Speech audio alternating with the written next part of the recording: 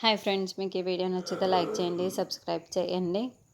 అరవింద్ తీవ్రవాదిపై ఆఫీసర్కి ఫోన్ చేసి వాడి డిమాండ్లన్నీ కూడా చెప్పేసి ఉంటాడు. అతను అమర్ వాళ్ళని వెతుక్కుంటూ అడవిలోకి వస్తాడు. రాత్రి చీకటి పడిపోయి ఉంటుంది. పిల్లలందరూ బిక్కుబిక్కుమంటూ కిడ్నాప్ అయిపోయి అక్కడే హాల్లో కూర్చొని ఉంటే అమర్ వాళ్ళు ఒక చోట నిల్చొని ఆలోచిస్తూ ఉంటారు. ఆరు కూడా ఆల్రెడీ అక్కడికి వచ్చేసి ఉంటుంది.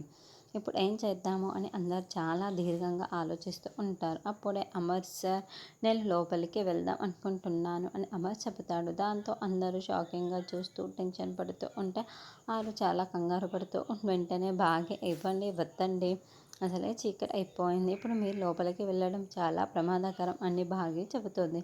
ఇప్పుడు కనుక నేను లోపలికి వెళ్ళకపోతే తర్వాత వెళ్ళినా కూడా ఉపయోగం ఉండదు మిస్ అమ్మ, కాబట్టి నేను లోపలికి వెళ్ళే తీరుతాను అని అమర్ చెబుతాడు. అయ్యో దేవుడా, ఈయన చీకట్లో వెళ్తాను అని అంటున్నా కూడా నువ్వే కాపాడాలి అనుకుంటూ ఉంటుంది.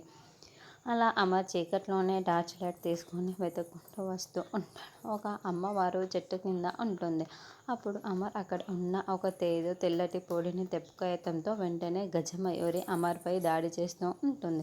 ఇంకొక వైపు బాగి ఫోన్లో ఉన్న టార్చ్ని వెతుక్కుంటూ వస్తూ ఉంటుంది.